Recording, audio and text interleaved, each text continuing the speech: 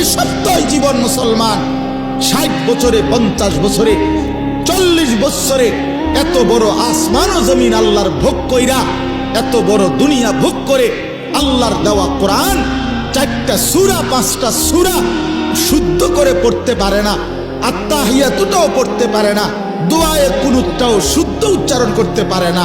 এই জিন্দেগি বদনসিব বেটা, দুর্ভাগা বেটা, দুর্ভাগা বেটা এটা বেটা। এই জিন্দেগি বাতের থালা ছাড়া আর কিচ্ছু না বেটা। এই জীবন কতক্ষণ হতন ছাড়া আর ভাত খাওন ছাড়া আর পেশাব পায়খানা ছাড়া আর কিচ্ছু না বেটা এটা। কিসের মুসলমান তুমি বেটা? কিসের মুসলমান তুমি?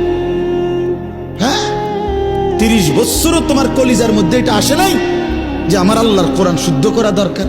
কি ডকের মুসলমান এটা? 60 বছরের বুড়ো হয়ে গেছে, আজও কোনোদিন কলিজার ভিতরে আসে নাই আল্লাহর কোরআন শুদ্ধ করা উচিত।